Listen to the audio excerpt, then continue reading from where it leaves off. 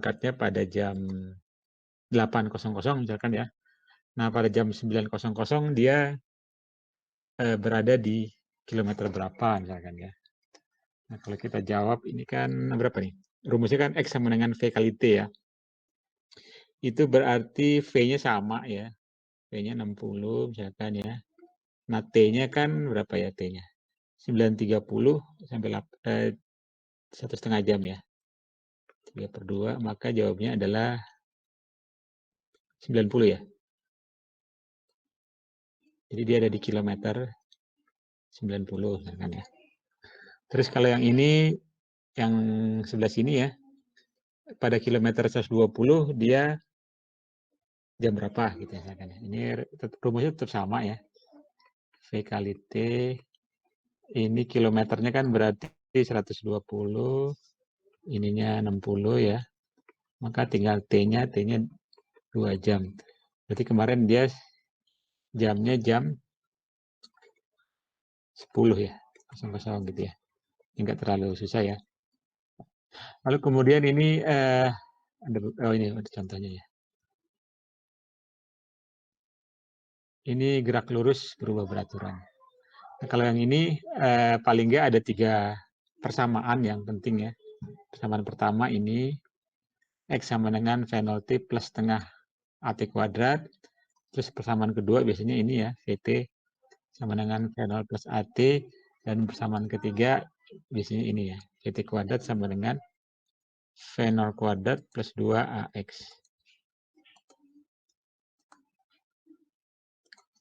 Kalau di apa nih? Misalkan ini ada contohnya. Ini mobil truk itu jam 8.00 kecepatannya 10 km per jam, lalu pada kilometer 60 itu dan jam 9 itu percepatannya berapa, kecepatannya berapa. Atau pada kilometer 100 itu dia berada pada jam berapa ya. Ini kayaknya kemarin sudah ya. Ini jawabannya udah ada ya. Ini enggak ada ya. Oke. Ini bisa dicari ya pakai rumusnya apa. Mungkin salah satu rumusnya. Misalkan kalau kita lihat X-nya itu kan berarti 60 ya misalkan ya. Lalu V0-nya 10, T-nya kan ada ya. Sebentar.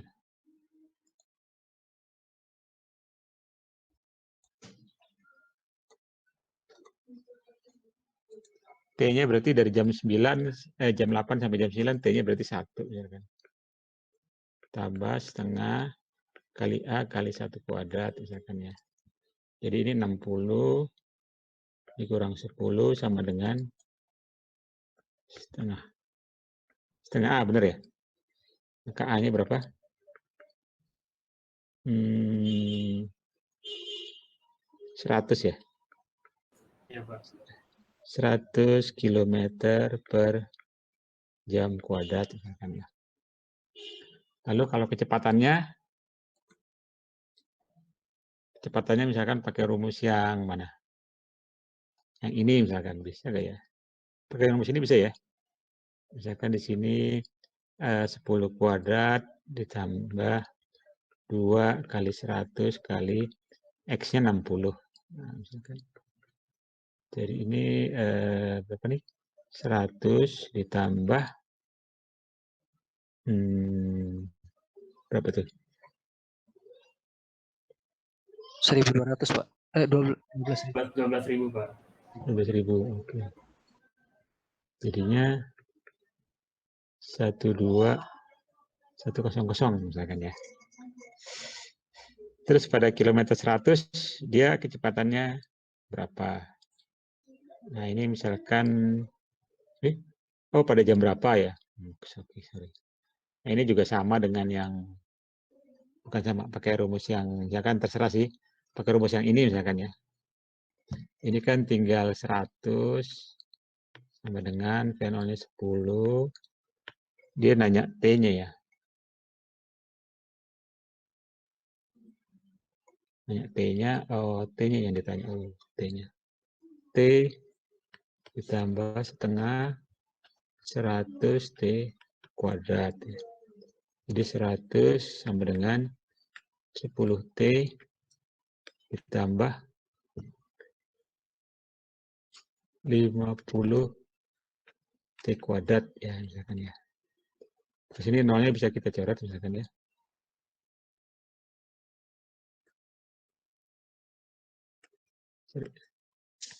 Jadi persamaannya jadi apa nih? Jadi 5T kuadrat ditambah T dikurang 10 ya.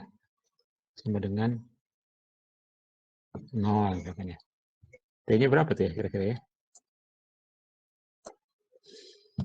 Bisa gak tuh dicari?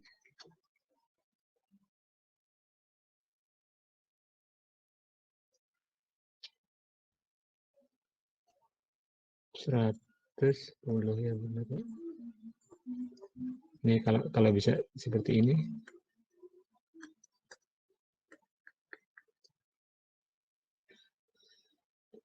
10 itu pasti 5. Oh, nggak bisa ya. Ada yang dapat berapa tuh? ABC berarti Pak. Pakai rumus ABC ya. Susah juga pakai rumus ABC. Ya, pokoknya pakai rumus ABC ya, bisa ya. Nanti bisa dicari pakai rumus ABC. Kemudian kita lihat gerak jatuh bebas. Kalau yang ini kan tadi sumbunya X, kalau ini sumbunya Y ya. Jadi kalau gerak ideal yang mengabaikan gesekan udara dan perubahan kecil percepatan terhadap tinggi ya. Jadi H sama dengan setengah G T kuadrat ya. Ini mungkin kalau percobaan ya, mungkin kalau kalian nyoba sendiri, katakanlah ini ada apa ya, mungkin kalau bisa dicoba, ini ada kertas misalkan ya, kertas dilebarin gini, lalu di sini ada apa misalkan, penghapus misalkan ya, penghapus gini ya. Kalau dijatuhkan, kira-kira yang mana yang jatuh duluan misalkan? Kertas atau penghapus? Atau Penghapus. pen? Penghapus ya. Kenapa tuh? Kenapa dia penghapus jatuh lebih dulu? Masanya yang lebih besar dibandingkan kertas Pak. Oh, masanya lebih besar dibandingkan kertas. Ini karena masanya. Boleh tidak? Oke, yang lain apa? Nomor saya sama karena ketinggiannya sama sehingga waktunya nanti juga sama. Waktunya sama. Waktunya sama. Waktunya sama, jatuhnya tingkat karena ketinggiannya sama dan mempunyai gravitas yang sama. Tapi ini tadi Jatuhnya. coba kamu tes ini. Ini kertasnya dilebarin gini ya. Sama penghapus apa aja sih? Jangan penghapus terserah sih. Penghapus atau pulpen ya. Pasti nanti aktualnya kan ini yang jatuh duluan ya. Iya, Nah, Pak. itu kan kenapa? Tadi temannya bilang, oh karena masanya lebih besar penghapus ya. Ya mungkin aktualnya masanya misalkan lebih besar aktual. Tapi apa karena itu? Karena gesekan udara. Karena ada gesekan dengan udara. Oh, karena ada gesekan udara. Oh iya, oke. Jadi mungkin kalau apa benar karena gesekan udara. Nah ini si kertasnya kamu bisa ini ya, bisa apa tuh? Bisa remes-remes ya, dibikin kayak di gini ya, Iya, gitu, nanti dijatuhin lagi. Nah itu nanti jatuhnya hampir bersamaan ya. Jadi bukan karena masanya sebetulnya, karena yang kertas yang ini gesekan udaranya lebih banyak ya ke atas gitu ya. Jadi dia agak, nah itu emang si ya. Jadi gerak jatuh bebas itu tidak bergantung pada massa benda sebetulnya. Nah itu sebetulnya agak aneh kalau di itu ya di kehidupan sehari-hari ya. Masa misalkan kalau apa ya, katakanlah mobil yang berat seberat itu dijatuhkan dengan misalkan bulu ya, misalkan dengan kertas, itu sebetulnya kalau nggak ada ruangnya hampa itu jatuhnya bareng gitu misalkan. Itu mungkin kalau orang awam nggak masuk logika ya, maksudnya nggak itu ya. Tapi itu secara teori gitu ya, kalau misalkan emang benar-benar tidak ada gesekan, dia nanti akan jatuh bersamaannya. Jadi ini gerak jatuh bebas itu tidak bergantung pada massa. Jadi rumusnya emang ini jadi H sama dengan setengah GT kuadrat. Ini kalau contohnya misalkan yang sederhananya, misalkan percepatan gravitasinya 9,8, waktunya 2 detik, maka tingginya berapa, nanti bisa kita hitung tingginya misalkan ini. Lalu, nah itu tadi kalau gerak itu bebas, sumbu Y. Nah, ada lagi ini gerak parabola ya, atau gerak peluru. Jadi kalau gerak parabola, asumsi gerak parabola adalah percepatan gravitasi G konstan selama rentang gerak yang diarahkan ke bawah. Efek hambatan udara dapat diabaikan. Jadi analisis gerak parabola ya. Ini sebenarnya analisisnya itu oleh si Galileo ya. Jadi Galileo kalau nggak salah ya, Galileo. Dia bilang bahwa gerak parabola itu dapat dideskripsikan dengan ruang 2 dimensi ya, sumbu X dan sumbu Y. Nah, sumbu X-nya ini dia bilang itu adalah gerak lurus beraturan. Jadi gerak lurus beraturan artinya kecepatan arah sumbu X nanti sama. Terus yang ke atas itu gerak lurus berubah beraturan tapi arah vertikal. Jadi gerak parabola itu adalah gabungan dari gerak GLB, gerak lurus beraturan, dan gerak lurus berubah beraturan. Lalu kalau kita turunkan ya, misalkan di sini katakanlah berapa kecepatannya, misalkan kita ingin tahu berapa ketinggian dari sini ya, misalkan ini bolanya ada di sini ya, berapa ketinggiannya, misalkan di sini H ya. Nah, seperti kita ketahui kan, kalau ini misalkan ini bolanya, ini misalkan bola ditendang ya. Kalau bolanya ada di sini, ya, kecepatan arah sumbu X berapa? Kecepatan arah sumbu X ini gimana? Ada kecepatan nggak? Sama nggak? Ada konstan, Pak. Konstan, Pak. Iya, konstan ya. Jadi Vx itu, nah ini kalau gini, Vx-nya adalah ya, arah sumbu X adalah, ini kan kecepatan bolanya ya. Katakanlah V-nya ini adalah misalkan berapa ya? 20 meter per second ya. Maka tetanya misalkan berapa? Misalkan tetanya adalah, sorry ya, tangen inverse misalkan berapa? 3/5 misalkan ya. Tangen 3/5 ya, sorry. 3/4. Dari ada yang masuk.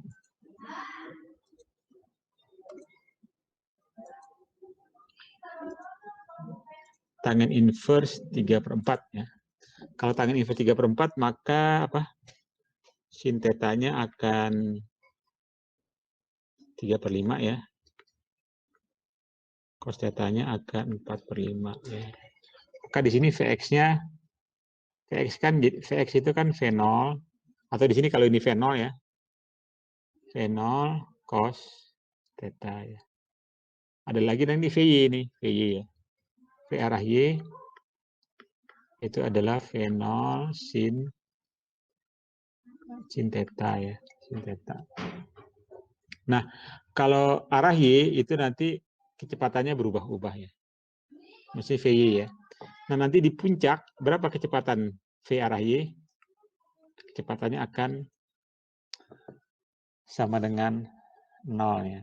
Nanti kalau rumusnya kan sama ya, misalkan Y sama dengan V0Y kali T plus setengah GT kuadrat. Sama dengan rumus yang X ya, cuma rumusnya semua komponennya kita ganti Y, lalu A-nya kita ganti dengan G. Ya. Oke, jadi seperti ini rumusnya. Nah, ini rumus jadi Y sama dengan V0Y-nya apa? V0 sin theta kali T plus setengah GT kuadrat misalkan ya. Nah, kalau kalau V0Y ya. V0Y.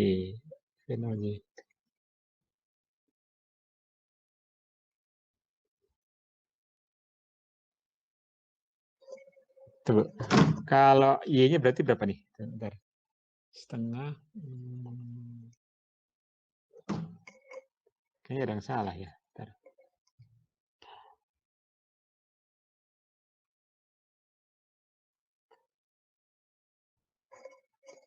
Tunggu. Kan gini ya. Atau di sini aja. Ini kan atau misalkan VT sama dengan V0 plus 2 AY misalkan ya. Kalau nah VT-nya ini kan nanti 0 ya kalau di sini. Sorry. VY maksudnya VY VT. Jadi 0 sama dengan VT kuadrat sama dengan V0 kuadrat plus 2. Oh ini VT kuadrat ya.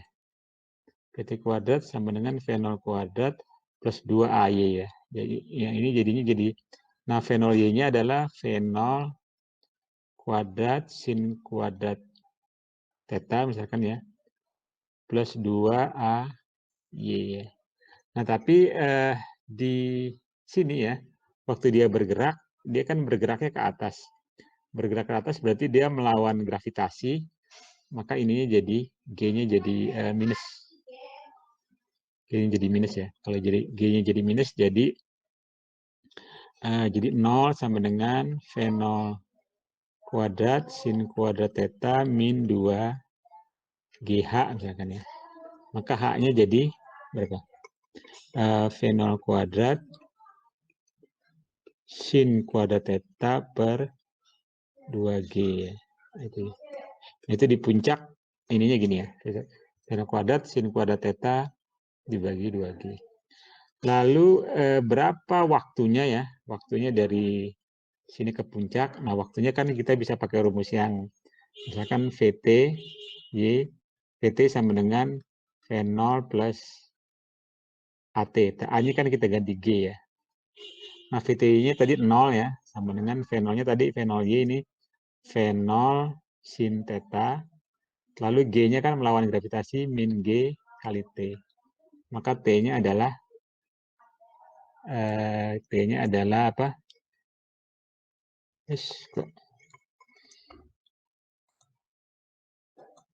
T-nya adalah V0 sin theta per G. Kira-kira itu ya. Ini dapatnya itu. Jadi yang ini ya. Jadi yang ini, terus si H-nya yang ini.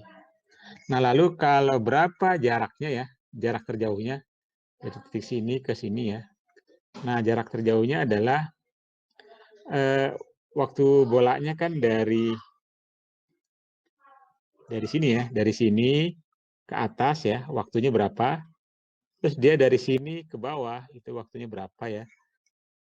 Nah, itu kalau dia apa namanya? Ininya datar ya, artinya misalkan di tanah yang luas, maka arah ke atas sama dengan waktunya ya, sama dengan waktu dia jatuh ke bawah ya. Jadi kalau si R-nya ya, R-nya itu kan sebenarnya adalah V X kali T ya, Vx kali T ya. Vx-nya adalah V0 cos theta kali T. Nah, T-nya adalah 2 kali dari T yang ini. Ya. Jadi 2 kali V0 ya, sin theta per G gitu ya. Kira-kira. Jadi si R-nya ada R-nya jadi gini. R-nya jadi apa? V0 kuadrat. V0 kuadrat ya. Dikalikan 2 sin theta cos theta dibagi G. Kira-kira itu. Tapi si ini 2 sin theta cos theta ini kita bisa jadikan jadi apa? Sin 2 theta ya. Masih ingat ya? Rumus yang segitiga. Maka jadinya nanti persamaannya yang seperti ini ya. Jadi ini misalkan V0 ya. Sorry.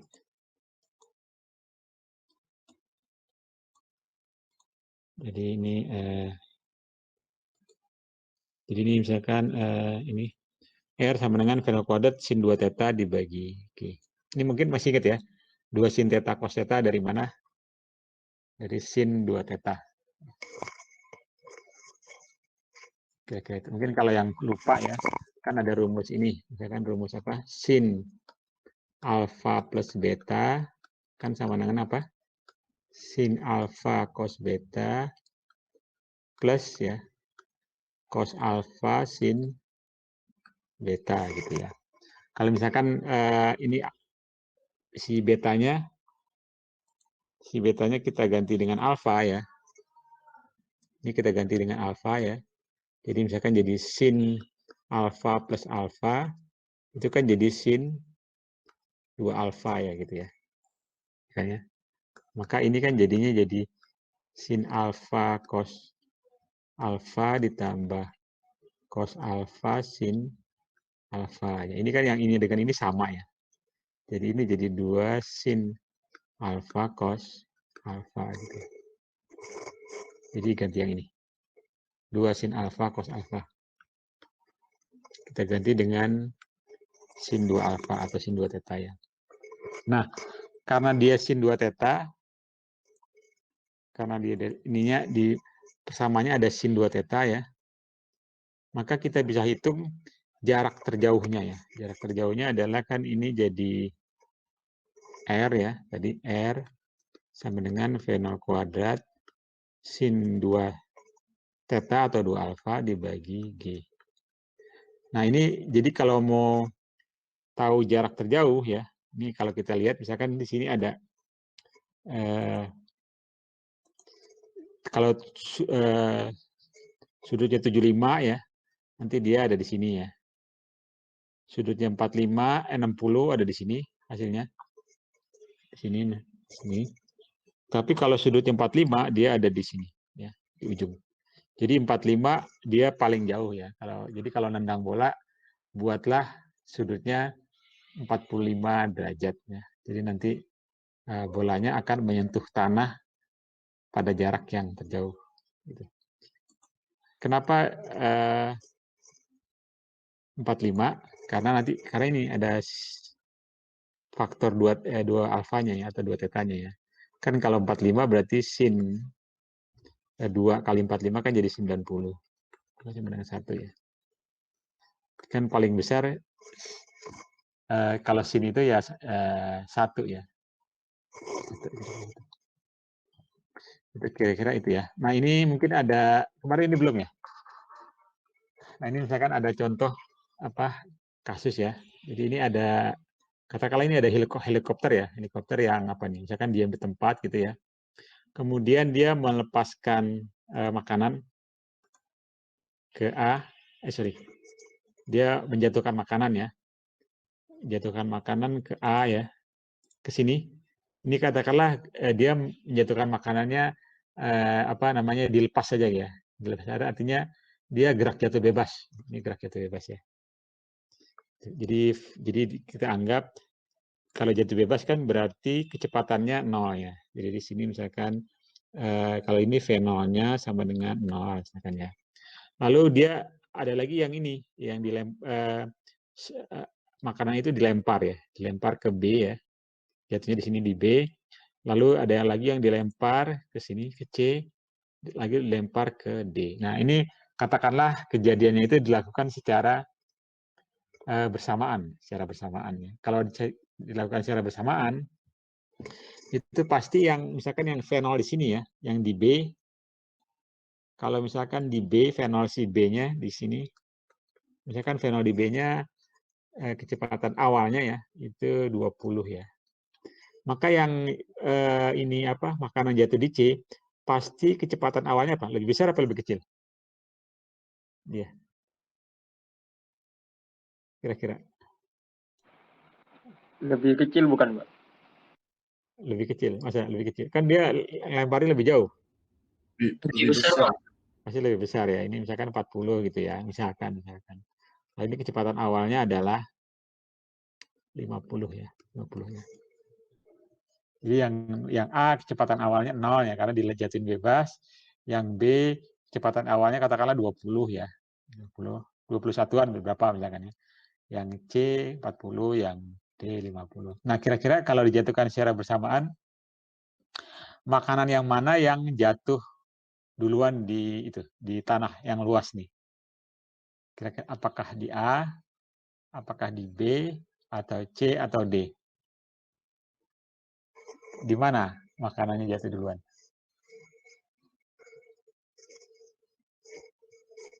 Di A, Pak. Oh, di A. Oke. Kenapa di A? Karena kalau pakai rumus pembaginya kan nggak ada. Oke, di A. Ada lagi? Mungkin di sini juga jaraknya paling deket ya. Kayaknya ya. Jaraknya dekat paling deket ya. Oke. Kalau yang B atau yang lain gimana?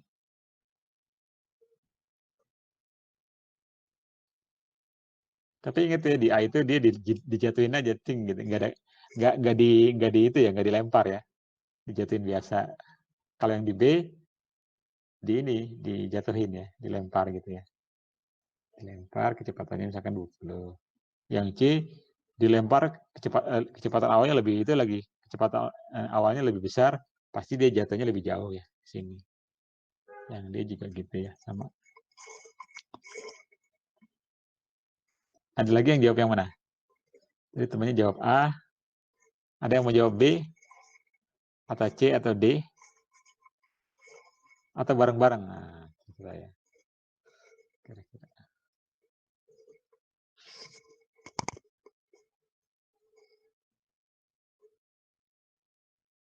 Yang lain gimana?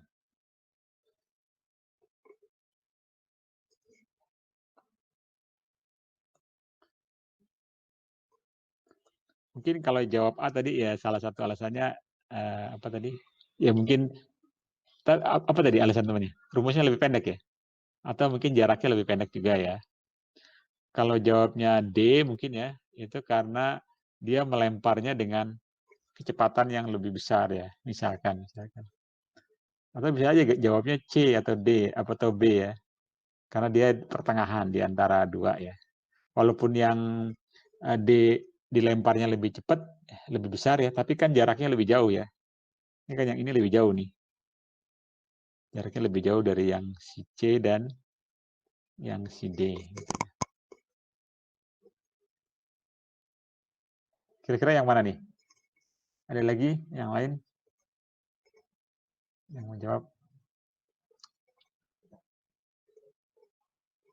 tentang apa kasus langsungnya?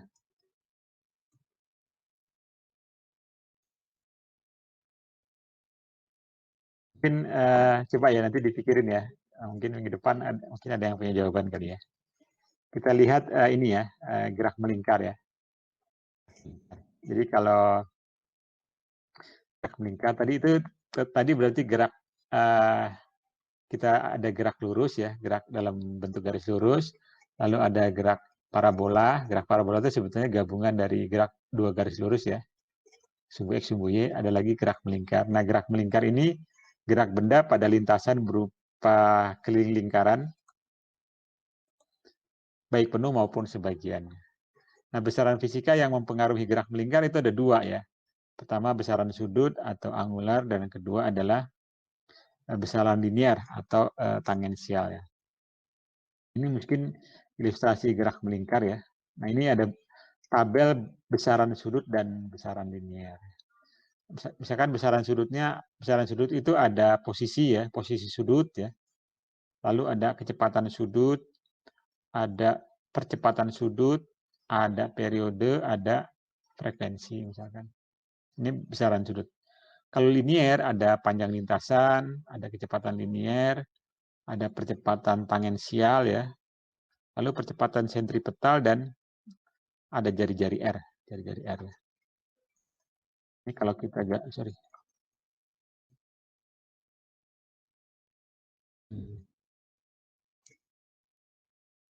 Kalau kita gambar di sini misalkan ini ya, misalkan bendanya bergerak dari sini ke sini bendanya ya. Maka R-nya adalah ini ya. R-nya di sini, lalu di sini ada sudutnya ya. tetanya ya. Lalu di sini ada apa nih? S-nya ya. Panjang lintasnya kan berarti dari sini ke sini ya. Ini S-nya gitu ya. Kemudian ada si apa lagi?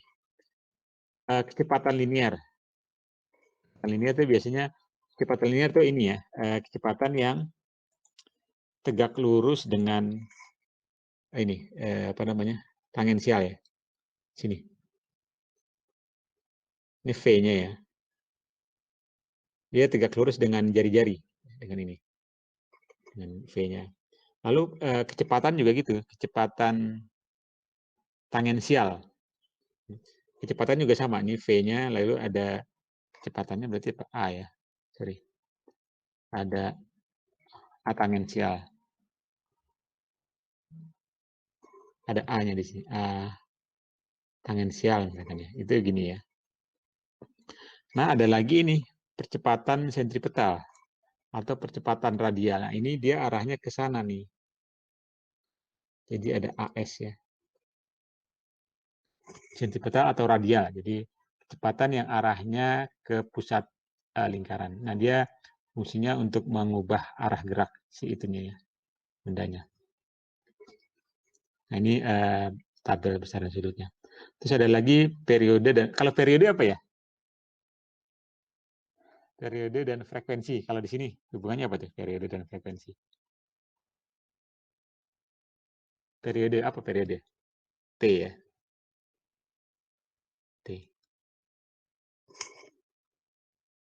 Periode itu apa? Periode. Ada yang tahu periode? Banyaknya waktu perputaran, Pak. Banyaknya waktu per putaran. Apa banyaknya waktu? Banyaknya waktu Perputaran, Pak. perputaran. Ya, Pak. Perputaran. Oh, maksudnya ini kali ya, banyaknya waktu yang diperlukan untuk satu kali putaran gitu ya, maksudnya ya. Iya, Pak.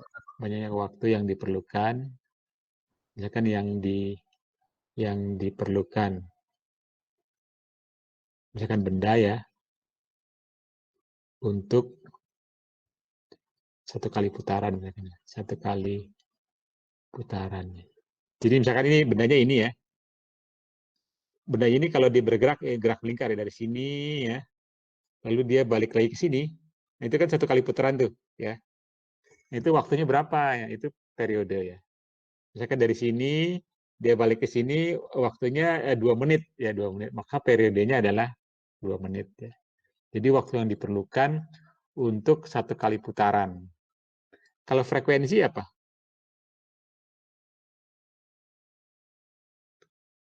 Frekuensi apa? Banyak putaran tiap satuan waktu, Pak. Oke, banyak putaran tiap satuan waktu. Banyaknya putaran tiap satuan waktu. Nah, satuan waktunya terserah ya. Apakah satuan waktunya mau dihitung dalam bentuk detik, apa menit atau jam ya. Pokoknya dia misalkan ini benda ya tadi yang muter ya. Misalkan dalam 1 detik dia berapa kali muter sih? Atau dalam 1 menit dia berapa kali muter? Atau dalam 1 jam dia berapa kali muter ya. Itu adalah si frekuensi ya. Jadi dalam satuan waktu, misalkan dalam 1 detik, 1 menit atau 1 jam, benda itu berapa kali putaran, berapa kali muter gitu ya. Bisa aja kalau dalam detik misalkan dalam 1 detik dia sepertiga putaran boleh. Dalam 1 menit dia misalkan 7/9 putaran ya misalkan gitu ya. Itu definisi dari si frekuensi ya. Nah, nanti hubungannya adalah seperti ini ya. Jadi ini panjang lintasan itu S ya. S ini dihubungkan dengan theta dan R ya.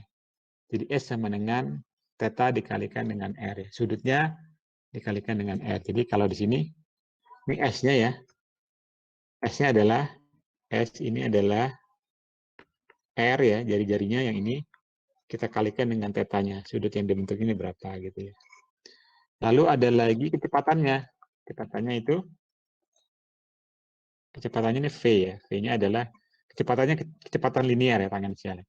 V-nya adalah omega dikalikan dengan R. Nah, omeganya adalah kecepatan sudut. Ini yang omega ini kecepatan sudut kali jari-jari. Lalu percepatan linear atau tangensial. Tangensial adalah alfa kita kalikan dengan si R. Nah, ada lagi satu lagi percepatan sentripetal ya, radial. Jadi AS adalah omega kuadrat dikalikan dengan R ya. Nah, sebenarnya ada, kalau dalam gerak melingkar berubah beraturan, nanti itu sebenarnya kecepatan bendanya yang aktualnya itu adalah si kecepatan totalnya ya. Kecepatan total antara tangensial dan si sentripetal ya. Mungkin kalau digambar, sini kan misalkan ada, di sini kan kecepatan apa namanya nih? Percepatan tangensial di sini ya. Ini AT misalkan ya. Nah, di sini tuh ada percepatan si sentrifugal apa namanya? Si radial ya. AR ya. Atau di sini apa nih? Sentripetal atau AS. Atau itu AR atau AS sama dengan ini. Nah, si kecepatan totalnya adalah resultannya ya, resultan dari si kedua. Kalau resultannya kan berarti yang ini ya. Ya kan kita buat gini ya. Resultannya yang ini nih. Nah, ini adalah A totalnya ya. A sama dengan, itu Pythagoras ya. Akar AT kuadrat ditambah AS kuadrat ya. Jadi itu percepatan itu ya. Nah, di gerak melingkar ada gerak melingkar beraturan ya, sama dengan yang tadi. Kalau yang X itu apa? Horizontal X sama dengan V kali T ya. Sebenarnya aslinya ada X0 ya, ditambah V kali T. Tapi biasanya yang ininya itu kadang nggak di itu ya. Ini juga biasanya nih, kalau dianggap posisi awalnya 0, maka ini nggak ada ya. Jadi theta sama dengan omega kali T. Jadi rumusnya sama dengan yang X tadi. Nah, ini contohnya misalkan ada lintasan yang ditempuh selama 5 detik adalah 80 meter. Misalkan. Hitunglah kecepatan linearnya, kecepatan sudut, posisi sepeda, dan percepatan sentripetal. Gimana nih jawabnya?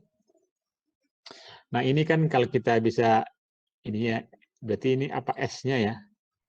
Lintasannya 80 meter, misalkan. T-nya adalah 5 detik. 5 detik misalkan ya. Maka kecepatan linear kan berarti V biasa ya. Jadi S sama dengan V kali T. Ini 80. Ditanya V-nya berapa, ini T-nya ya. Sorry, ini 5 ya. Maka T-nya adalah berapa tuh? 80 kali 5 ya. Di sini ada jawabannya. Sorry, kebalik. 80 dibagi 5 berarti 16 ya. Meter per second gitu ya. Oh, di sini ada ya. Jadi kecepatan linearnya berarti ini. V sama dengan 80 S-nya dibagi 5. Jadi 16 meter per second. Kecepatan sudutnya omega ya. Omega sama dengan V yang udah kita cari dibagi dengan R. Jadi 16 dibagi 100 sama dengan 0,16 radian per second. Radian per second. Kemudian posisi sepedanya, nah ini adalah posisi awalnya ya, yang 1,2 tadi. Yang ini nih apa nih? Yang ini theta 0 sebetulnya ya rumusnya tadi, ditambah ini berarti omega kali T. Omeganya kan 0,16 kali 5, nanti di total dapatnya ini. Lalu percepatan sentimeternya omega kuadrat R sama dengan itu ya, 2,56. Pakai rumus ini.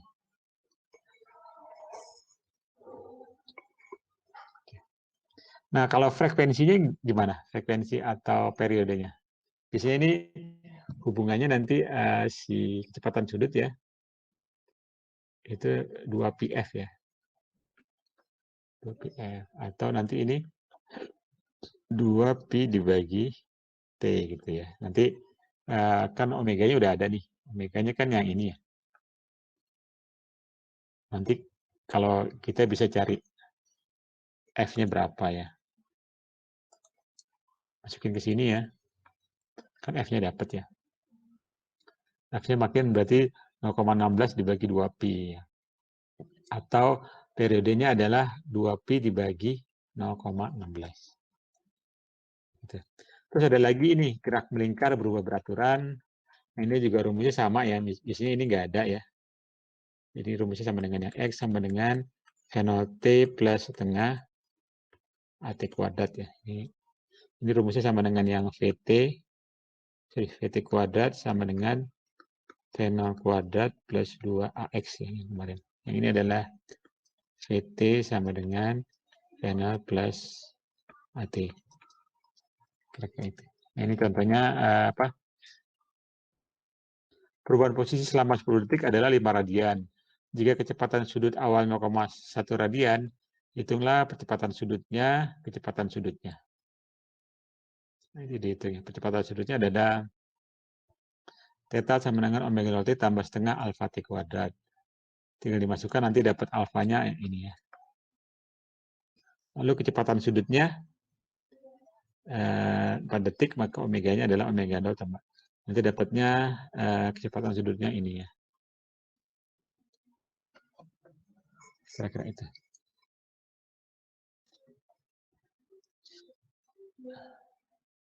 Sampai sini ada yang ingin ditanyakan?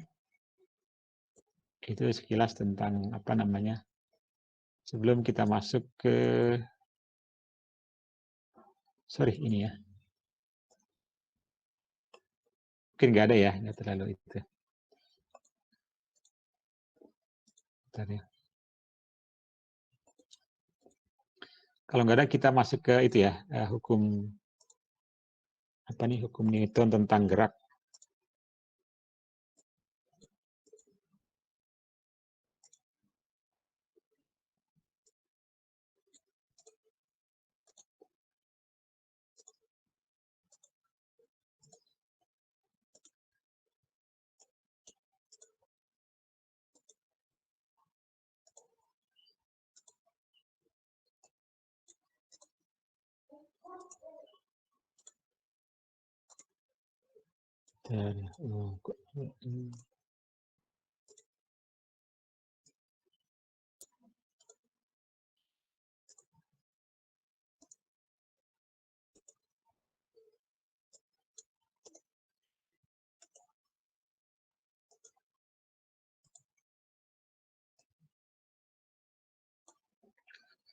Baik, kita lihat yang ini ya.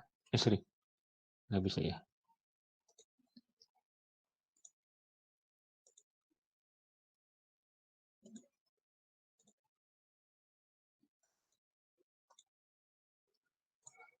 Kita lihat ya hukum-hukum Newton tentang gerak ya.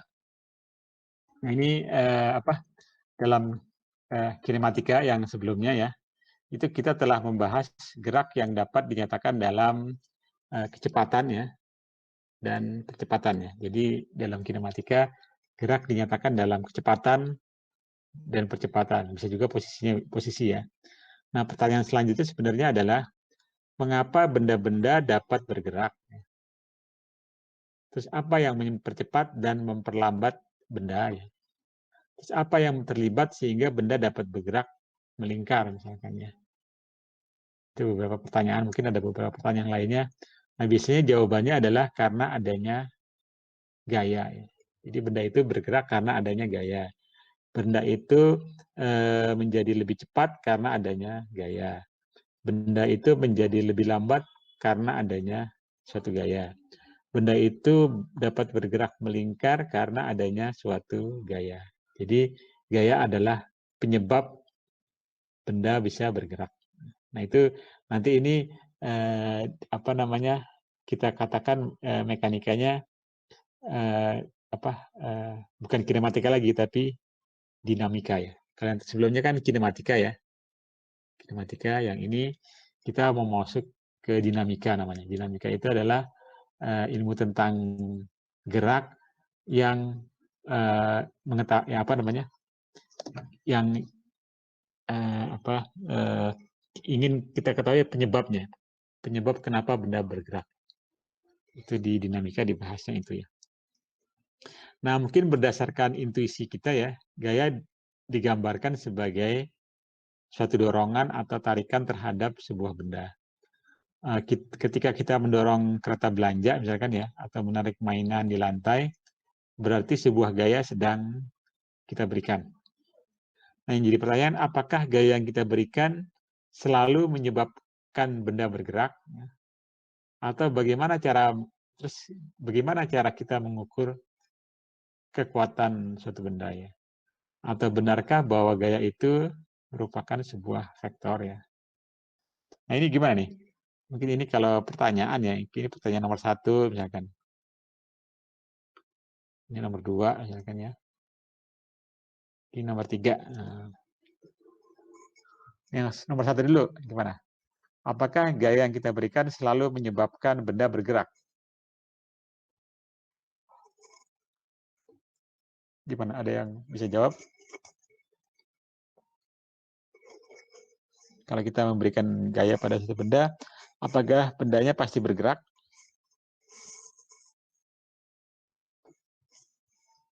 Gimana? Bergerak atau tidak?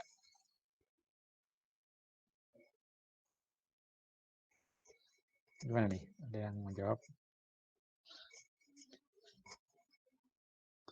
Terus gimana mengukur kekuatan gaya ya? Gimana cara mengukur gaya ya? Terus apakah gaya itu sebuah vektor atau bukan ya? Ada yang bisa jawab?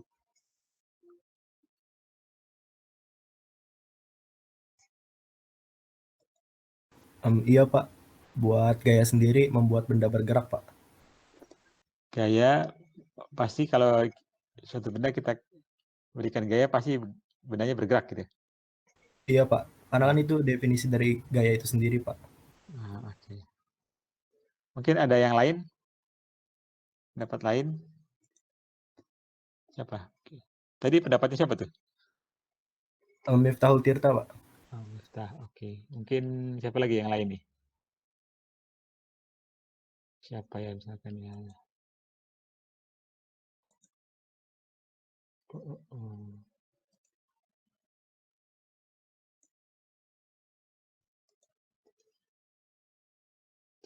bantu jawab siapa nih tadi, Miftah? Pak mau berpendapat Pak. Kalau Hah? menurut saya kalau dari gaya itu sendiri memang selalu bergerak, tapi tergantung dari yang kita kasih gaya tersebut Pak. Apakah gaya tersebut kita kasih ke depan atau belakang atau dari atas ke bawah, tergantung dari cara kita membentuk gaya tersebut Pak. Oke, jadi intinya apa? Gayanya selalu bergerak atau tidak? Tidak Pak, kalau menurut saya tidak Pak. Tidak selalu bergerak, oke. Ada yang selalu. Yang lain gimana? Mungkin ada yang kasih contoh? Misalkan kalau benda kita kasih gaya, gayanya bergerak ya misalkan apa ya? Misalkan tadi ya ada belanjaan, kita kasih gaya nanti apa namanya si keranjang belanjaannya bergerak. Nah itu. Tapi tadi temannya satu lagi bilang tidak selalu begitu ya. Jadi ada juga yang kalau benda kita kasih gaya, bendanya tidak bergerak. Nah itu contohnya apa tuh? Mungkin saya bisa nambahin Pak. Oh iya. Jadi kalau misalkan dari gaya dan gerak ini sendiri ada 3 Pak. Jadi yang pertama yang dibilang sama Alvan benar, gaya itu bisa pada benda diam. Misalnya contoh kita mendorong box itu dari kanan, terus teman kita mendorong lagi dari kiri, tapi dengan gaya yang sama, tapi lawannya berbeda, tapi arahnya berbeda. Nah itu jadi bendanya diam, karena resultan dari gaya itu 0. Terus ada juga yang mengubah arah dari gerak benda tersebut, Pak. Jadi salah satu dari dua orang itu, dia gayanya lebih besar ataupun lebih kecil. Jadi arahnya berubah dari arah awalnya, Pak. Oke. Berarti tadi itu ya, tidak selalu menyebabkan benda bergerak dong ya. Ya mungkin kalau yang gampangnya, kalau kita dorong apa ya misalkan dinding rumah yang tebel, kita dorong, kita kasih gaya, kan itu pasti dindingnya tidak bergerak misalkan ya. Itu enggak itu ya. Terus kalau cara mengukur gaya gimana ya? Pakai alatnya apa ya? Cara mengukur gaya. Alat untuk mengukur gaya apa ya namanya ya? Yang gampang. Siapa yang tahu nih?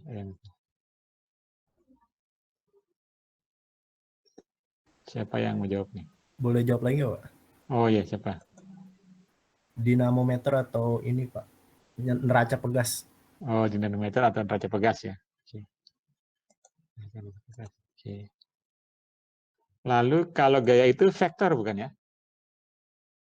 Iya, Pak. Vektor ya. Oh, oke, ada gayanya. Oke, jadi bisa kejawab ya.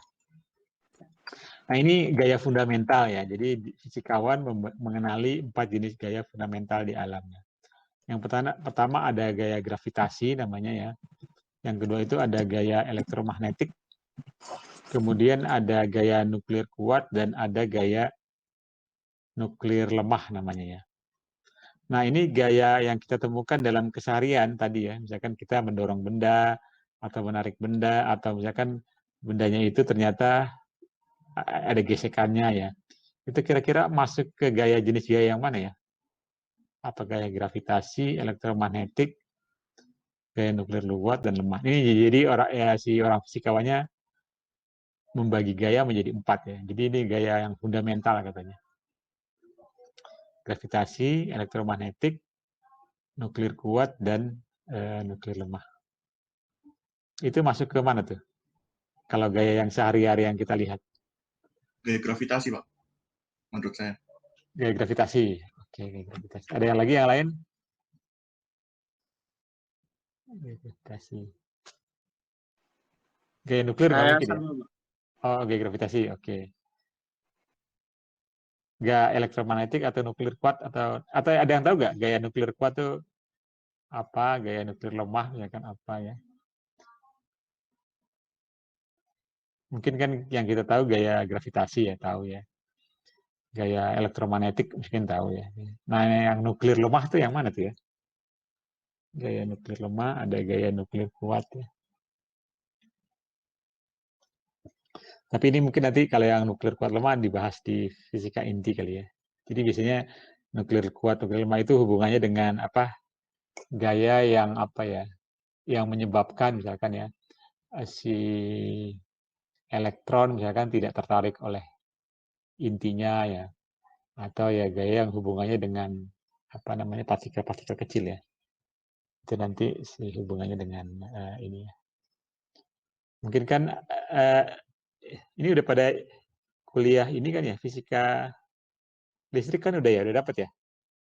Semester lalu ya? Sudah, Pak. Oke. Sudah dapat. Mungkin kalau masih ada atom kan ya? Ini saya pengen tahu sih atom ya. Partikel terkecil sebenarnya apa sih? Kalau atom nanti kebagi lagi ya. Bisa dibagikan menjadi ada intinya kan ya. Intinya itu ada proton ya. Ada lagi apa? Neutron Neutron. Gitu ya. Elektron. Dan elektron. Ada lagi elektron ya. Nah, ini kan partikel kecil. Bisa dibagi lagi ini sebetulnya, enggak? Proton, neutron, elektron bisa dibagi lagi. Ada nggak yang lebih kecil dari ini? Dipecah lagi gitu ada? Ya. Lebih kecil dari ini ada? Nggak ada, Pak. Oh, nggak ada ya.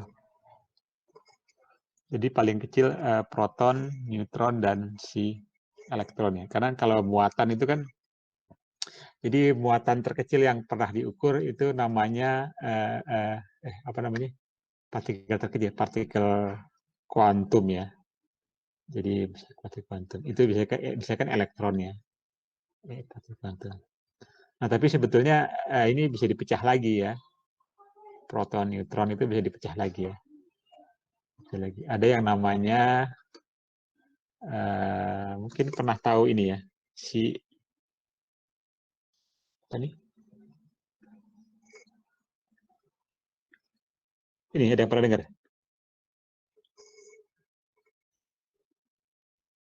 Pernah dengar nggak? Siapa? Quark, nggak pernah dengar quark. Quark nggak pernah dengar ya? Enggak, Pak. Nggak pernah dengar quark. Oh, jadi bisa dipecah jadi quark ya. Nah, quark itu nanti ada 6 ya, 6. 1, 2, 3, 4, 5, 6 ya. Quark itu ada quark apa ya? Ada up misalkan ya. Up ya. Kalau up lawannya apa ya? Down ya, kalau nggak salah ya. Kan? Iya, down, Pak. Down. Ada lagi up lawannya down atau bottom? Up, down. Kalau bottom apa? Up, down, bottom. Apa lagi? Di atas, di bawah, ke atas, ke bawah apa tuh? Bahasa Inggrisnya saya lupa ya. Ada ini Pak, charm, terus strange. Oh, charm ya. Charm, strange, apa lagi? Satu lagi. Up, down, bottom. Oh, top. Oh, di top ya. Kalau top, pasangannya bottom ya? Iya, Pak. Ini pasangan-pasangan nih, berpasangan nih. Jadi ada up, down, bottom, top, top, bottom, charm, strange ya. Ini ada pasangannya ya. Nah, jadi kalau si proton misalkan ya, nah, dalam proton itu ternyata ada 3 quark ya. Quark ya. Di dalamnya ada 3 jenis quark ya, kalau nggak salah.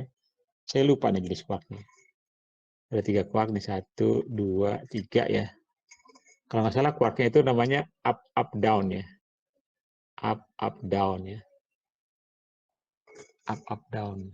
Nah, up itu kalau up itu nilainya 2/3 kalau nggak salah ya. 2/3 muatannya. Karena 2 kali 2/3 tambah 2/3. Nah, down itu minus 1/3. Minus 1/3 ya. Nanti kalau kita jumlahkan jadi berapa nih? Jadi 3/3 ya. 3/3 1 ya. Ya, 1. Jadi si proton itu muatannya 1. Tapi ini si quark ini nggak bisa berdiri sendiri ya. Nggak bisa dia misalkan up gitu berdiri sendiri, nggak bisa dia. Nggak bisa. Harus berpasangan. Harus itu anehnya tuh ya. Dan umurnya pendek. Dia nggak bisa berdiri, umurnya pendek. Kalau ini orang kenapa bisa tahu, bisa ngukur up, ada ini ditahu umurnya pendek, misalkan 0,0000 berapa detik gitu ya. Karena dia sebenarnya nggak bisa berdiri sendiri. Dia harus berpasangan. Nah, kalau berpasangan, nanti pasti pasangannya itu adalah kelipatan dari ini, kelipatan dari si quark tadi ya, kelipatan dari muatan kuantum tadi. Muatan kuantum itu kan C misalkan, ini muatannya +1 ya. Kalau neutron misalkan ya, kalau neutron itu kalau nggak salah dia si quarknya itu apa nih? Malah kebalikannya kalau nggak salah ya, saya lupanya. Jadi up down down kalau nggak salah. Up down down ya. Kalau up down down kan berarti apa? Ini 2/3 ya. Downnya kan 1/3 ya, min ya. 1/3 min 1/3 sama dengan berapa? Dia neutron. Dia sama dengan 0, habis. 0 ya. Jadi dia di sini neutron nggak punya muatan. Ada lagi jenis yang lain, misalkan ada muon segala macamnya. Jadi itu nanti kalau dijumlahan pasti kelipatannya itu. Kalau nggak 0 ya 1, kalau nggak minus 1 ya pokoknya itu. Jadi nah itu. Jadi ada yang lebih kecil dari si proton, neutron ya. Namanya si quark ya, teori tentang quark. Jadi teori tentang quark itu ini ya, kalau nggak salah tahun 60-an ya. 60-an dan quark terakhir itu tahun berapa ditemukannya? Tahun 80-an. Waktu saya baru masih kuliah kali. Jadi tahun 80 atau tahun 90-an saya lupa ya. Jadi ditemukan quark terakhir. Dulu saya waktu masih kuliah di UI kan di fisika, di majalah dindingnya ada tulisannya. Ditemukan jenis quark terakhir. Nah, yang menemukan itu lebih dari 100 fisikawan atau 1000 fisikawan, saya lupa tuh ya. Jadi menemukannya bareng-bareng ya. Ada percobaannya kan pakai sinklotron kali ya. Nah, kebetulan salah satunya ada yang alumni fisika UI waktu itu ya. Di antara itu, makanya di itu ini jadi quark ada ya. Oke. Nah, ini jadi nah gaya yang kita sehari-hari itu misalkan tarikan dorongan itu termasuk dalam jenis gaya yang tadi belum dijawab ya. Masuk gaya mana nih? Masuknya dalam gaya apa? Biasanya dimasukkan ke dalam ini ya, elektromagnetik. Masuk ke gaya elektromagnetik ya. Nah, gaya ini, 4 gaya ini ya, di antara keempat gaya ini, gaya mana yang paling lemah? Ya. Gaya yang paling lemah adalah yang ini, gaya nuklir ya. Gaya gravitasi. Gaya gravitasi mungkin masih ingat ya persamaannya ya. F sama dengan ya. G M1 M2 per. Ini kalau kita lihat G-nya apa nih? Nilainya berapa ya? Lupa saya itu. 6,67 ya. Kalau nggak salah ya. Kali 10 pangkat min berapa? Min 11 ya, kalau nggak salah ya. Nah, itu pangkat min 11 ya. Itu kan berapa tuh ya? Kecil banget pengalinya ya. Dibandingkan dengan misalkan gaya elektromagnetik ya, atau gaya misalkan rumusnya hampir mirip ya. K ya. Q1, Q2 dibagi R kuadrat. Nah, ini K-nya itu adalah berapa? 9,8 berapa ya? Ini ya, 9,8 berapa nih? 9 kali 10 pangkat 9 ya kalau nggak salah ya. K-nya ya. Itu kan besar banget ya. Jadi gaya elektromagnetik dengan gaya gravitasi besaran mana? Besaran gaya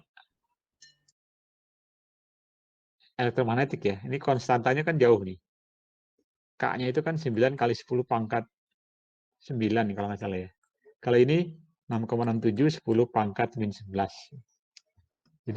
Jadi berapa kali lipat itu ya?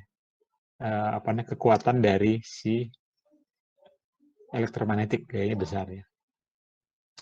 Tapi ya kalau di alam ini ya, misalkan di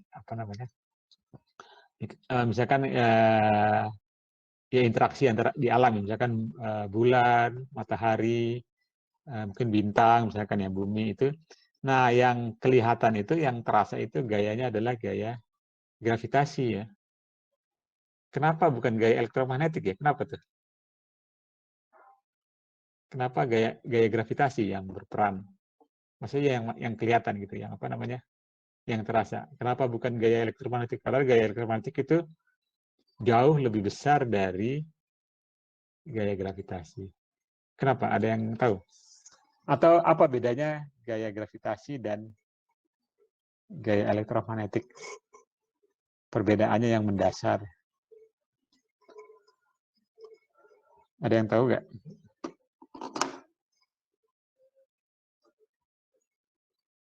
Tahu?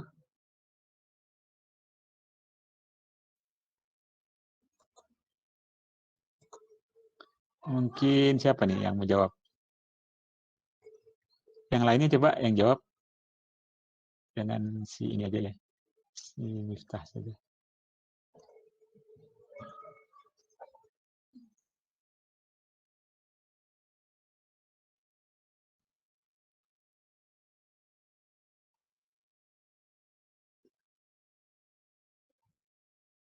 Mungkin yang wanitanya ada yang mau jawab? Kok tadi wanitanya belum ada suaranya nih. Tadi laki aja yang bicara suaranya. Siapa nih misalkan?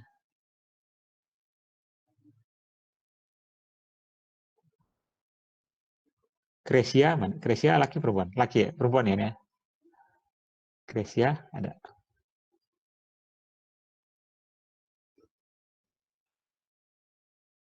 Atau apa? Irena mana? Ada.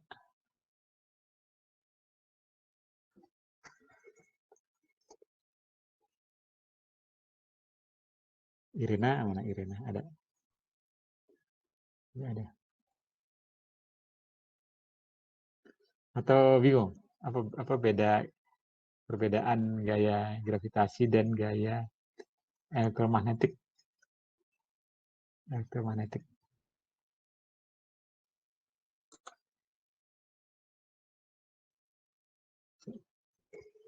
Atau ya tadi ya, kenapa yang di alam itu yang berperan atau yang terasa, yang dapat kita rasakan adalah gaya gravitasi ya. Sebenarnya kalau antara dua orang, misalkan dua orang duduk berdekatan, itu ada gak gaya gravitasinya? Antara gaya gravitasi. Sebetulnya itu ada ya. Ada ya, cuma nilainya kecil sekali ya. Jadi coba, misalkan dua orang katakan lihat duduk berdekatan ya. Misalkan ini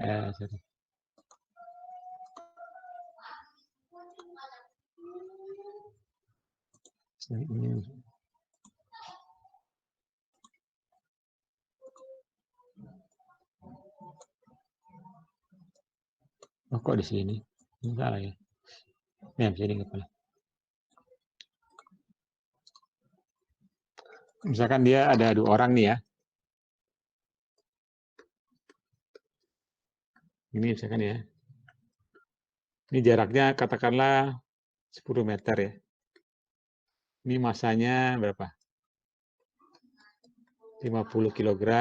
Ini masanya katakanlah berapa? 80 kg ya. Terus gaya gravitasinya ada nggak? Ada ya. Jadi kalau itu F sama dengan G M1 M2 dibagi R kuadrat. Tapi ini tadi ya, 6,67 kali 10 pangkat min 11 kali 50 misalkan ya. 50 kali 80 dibagi 10 kuadrat misalkan ya. Nah, itu kan berapa tuh nilainya? Ini nilainya kocorannya 2 ya. Jadi 6,67 kali 10 pangkat min 11 kali 5 kali 8, 40 ya. 40 ya. Jadi 6 kali 4 berapa misalkan? 24.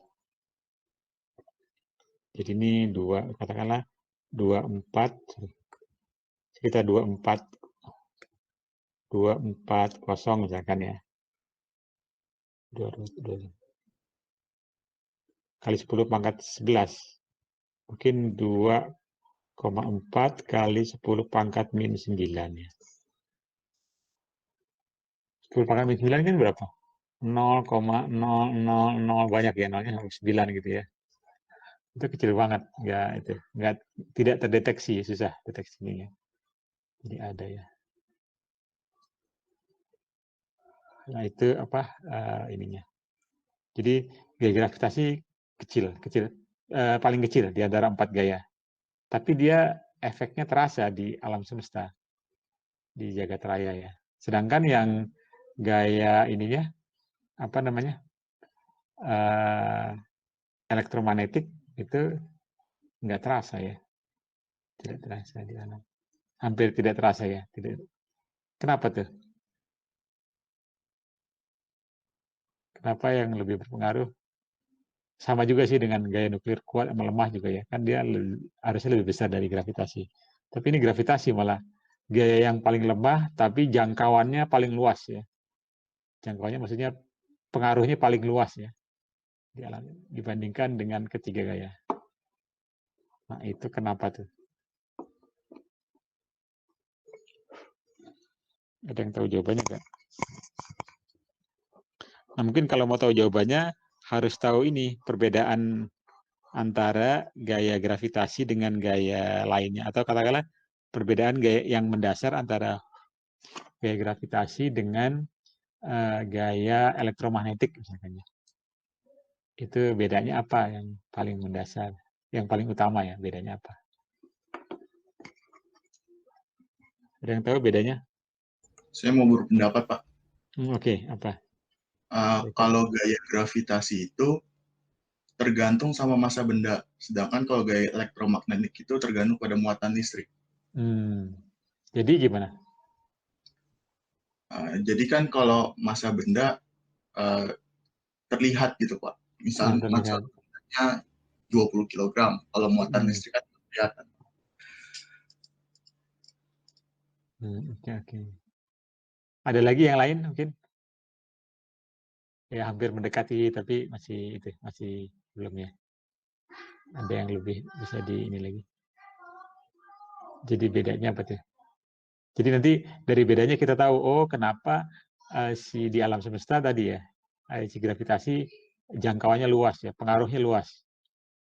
Pengaruhnya besar gitu ya, dibandingkan dengan ketiga gaya lainnya ya. Dia luas, padahal dia paling kecil ya gayanya. Tapi kok dia bisa luas, bisa jangkauannya bisa luas ya, bisa jauh gitu. Misalkan misalkan gaya gravitasi oleh matahari, nah, itu kan bumi terpengaruh ya. Mungkin planet lain terpengaruh juga ya, planet lain terpengaruh oleh gaya gravitasi. Tapi gaya elektromagnetik enggak itu, enggak terpengaruh ya, enggak sedikit dirasakannya, atau bahkan tidak dirasakan. Ya, mungkin ada efeknya sih, tapi tidak sebesar si gravitasi. Nah, itu kenapa tuh? Nah, salah satunya adalah kalau tahu karena ternyata gaya gravitasi itu adalah seperti ini. Kalau gaya elektromagnetik misalkan karena gayanya sifatnya seperti ini, makanya gravitasi pasti jangkauannya lebih luas gitu ya. Kalau kita tahu sifatnya pasti sifat yang utama ya. Pasti kita bisa tahu kenapa yang si gravitasi itu ini jangkauannya luas, pengaruhnya luas ya. Pak, mau berpendapat Pak. Oke, siapa lagi? Mungkin temannya lagi. Kalau menurut saya menyambung dari kata Rusti tadi, kalau untuk gaya elektromagnetik sendiri itu karena adanya media rambat dari beberapa benda, jadinya sehingga terlihat kalau elektromagnet itu kecil dikarenakan merambat dari satu benda ke benda lainnya. Sedangkan kalau gravitasi artinya kan ruangnya dalam suatu benda itu luas Pak. Jadi tidak terpengaruh dari satu benda ke satu benda, tapi gravitasinya itu ke semua bendanya Pak. Oke. Jadi itu pengaruhnya. Mungkin ada lagi yang lain yang lebih mendekati lagi, yang lebih fokus lagi ya, lebih terfokus lagi. Jadi masih lebih detail lagi, maksudnya lebih khusus lagi ya, lebih detail lagi. Ya, mungkin jadi lebih karena gravitasi itu seperti ini, elektromagnetik seperti ini, makanya gravitasi pasti kalau udah tahu itu pasti nggak heran maksudnya gravitasi pengaruhnya lebih luas gitu ya. Nah, itu apa tuh? Mungkin nanti hubungannya dengan yang ini nih. Coba dihubungkan dengan yang ini nih, ya. Jadi kan salah satu contoh dari gaya elektromagnetik itu sebetulnya adalah itu gaya sehari-hari yang kita lakukan ya. Misalkan kalau kita gaya gesek ya, itu gaya tarik-menarik, kita narik benda atau dorong benda itu sebetulnya adalah dimasukkan ke dalam gaya elektromagnetik. Itu hubungannya dengan itu nanti. Tapi apa kira-kira yang lebih umum? Kenapa? Apa beda yang mendasar antara gravitasi dengan gaya elektromagnetik? Yang lainnya gimana? Mungkin yang wanitanya kemana nih? Kok nggak ada ya? Nggak ada suaranya. Wanitanya. Atau ngantuk kali ya? Siang-siang ya? Udah tidur. Atau wanitanya di kelas ini berapa? Berapa orang? Banyak? Kayaknya banyak juga kan ya? Pada kemana?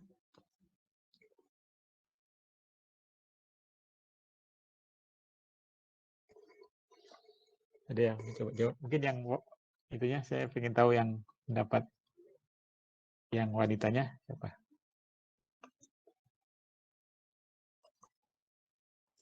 Kan ini banyak ya, siapa aja sih? Ada 41, banyak nih. 41 ya.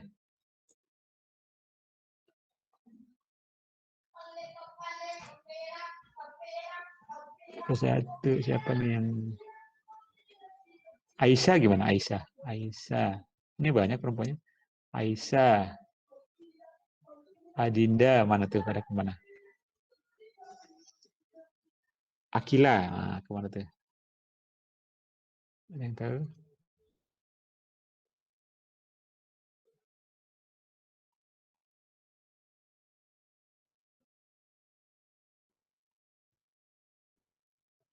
Siapa lagi yang perempuan? Nada, Nafila, banyak nih.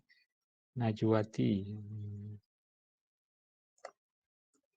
Jihan. Nah, gimana? Yang wanitanya coba kasih jawaban.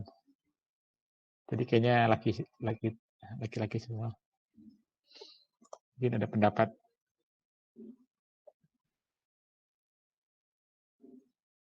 Nggak ada, belum.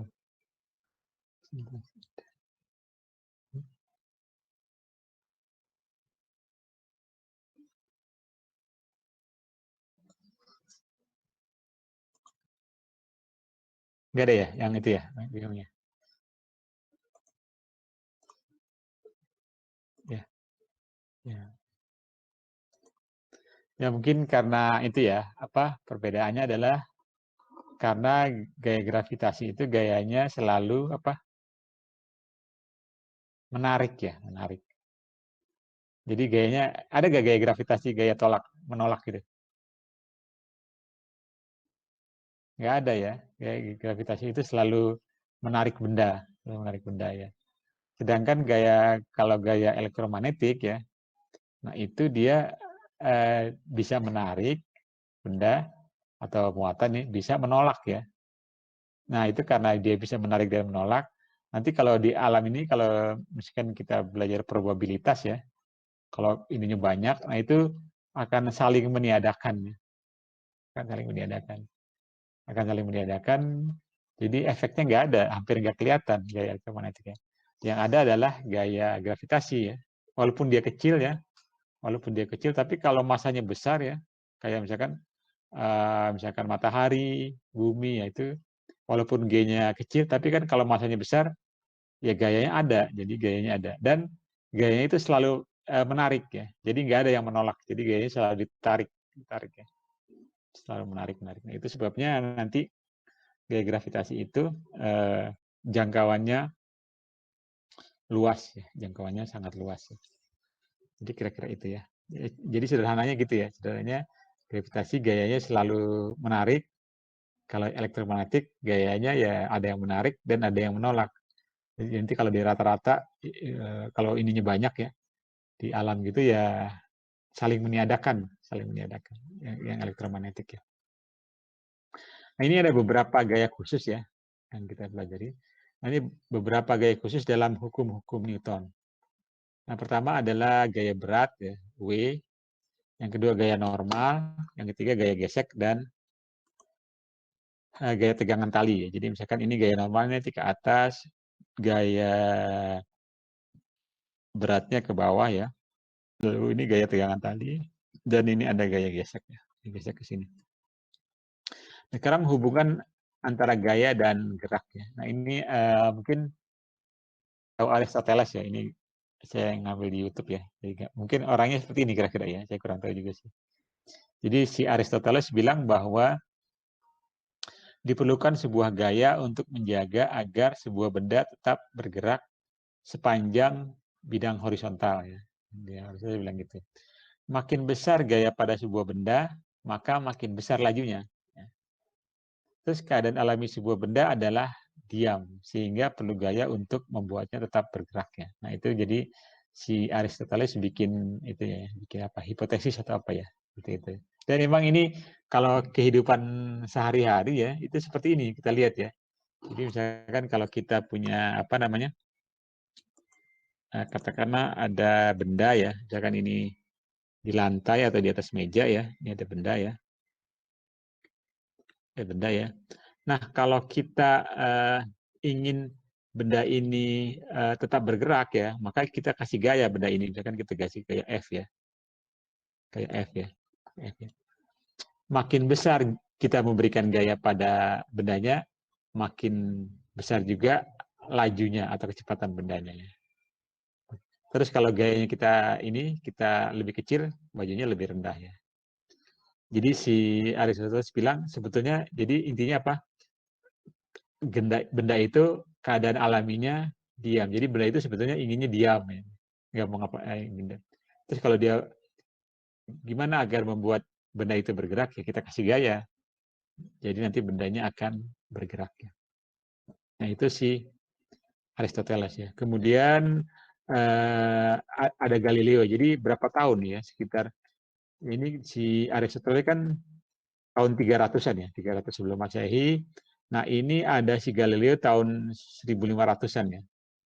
Nah, itu bedanya sekitar 18 abad. Jadi 1800 tahun ya. Jadi selama 1800 tahun ya, itu kira-kira teorinya si Aristoteles itu dianggap benar ya. Karena itu kita bisa lihat dalam kehidupan sehari-hari emang seperti itu ya. Jadi dianggap benar ya. Tapi kemudian ada si Galileo ya, dia bikin ini baru, apa teori baru gitu ya. Jadi dia bilang sama alaminya bagi sebuah benda untuk bergerak horizontal dengan kecepatan tetap seperti ketika benda tersebut diam. Jika tidak ada gaya yang diberikan kepada benda yang bergerak, benda itu akan terus bergerak dengan laju konstan pada lintasan yang lurus. Ya. Jadi kata si Galileo intinya sih, kalau benda itu sebetulnya kalau bendanya diam, ya dia emang inginnya diam. Itu sesuai dengan yang si Aristoteles ya. Tapi kalau bendanya bergerak ya, bendanya lagi bergerak, nah benda itu inginnya terus bergerak sebetulnya. Kalau tidak ada gaya luar yang mempengaruhi ya, benda itu kalau lagi bergerak, ya dia inginnya tetap terus bergerak. Jadi sama aja kalau bendanya lagi diam, dia ingin tetap diam. Kalau bendanya lagi bergerak, sebetulnya benda itu inginnya tetap bergerak. Gitu. Nah itu si Galileo. Ya. Mungkin kira-kira si Galileo seperti itu. Terus kenapa? Apa yang menyebabkan bendanya kok kalau sehari-hari bendanya kok kalau kita gayanya kita berhentikan bendanya diam gitu. Kan itu jadi pertanyaannya ya. Jadi pertanyaan mungkin dari Aristoteles ya. Yaitu diam karena dia ada gaya luar. Gaya luarnya apa? Nah, nanti si Galileo bilang itulah yang disebut gaya gesekan. Karena ada gaya gesekan. Jadi yang menyebabkan benda itu tadinya bergerak menjadi diam itu karena ada gaya gesek. Nanti dia kalau nggak salah sih ada percobaannya ya. Percobaan sederhananya kalau bendanya itu misalkan didorong awalnya ya di permukaan yang kasar ya. Mungkin nanti dia bergeraknya seberapa jauh.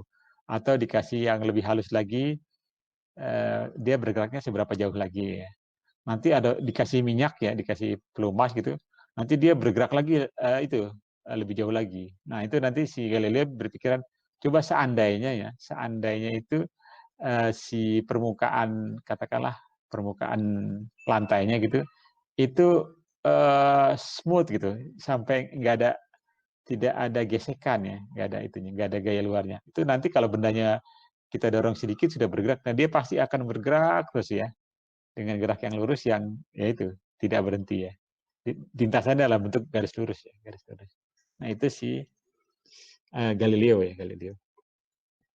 Lalu kemudian pada tahun yang sama ya, jadi ini mungkin menarik ya. Jadi si Galileo itu hidupnya 1564 sampai 1642 ya. Terus dia meninggal. Nah, pada tahun yang sama itu lahirlah si Newton ya. Jadi 1642 sampai 1727. Nah, si Newton bilang, sebetulnya si Newton idenya dari si Galileo sih. Jadi setiap benda tetap berada dalam keadaan diam atau bergerak dengan laju tetap sepanjang garis lurus. Kecuali jika diberi gaya total yang tidak nol. Nanti ini merupakan dinyatakan dalam hukum gerak Newton pertama. Ini sebenarnya konsep hukum gerak Newton pertamanya.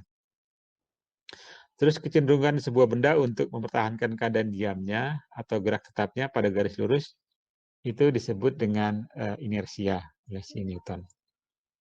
Nah, ini ada kerangka acuan inersia ya. Jadi hukum Newton pertama sering disebut sebagai hukum inersia. Hanya berlaku pada kerangka acuan inersia ya. Nah, kerangka acuan di mana hukum Newton pertama tidak berlaku disebut kerangka acuan non inersia.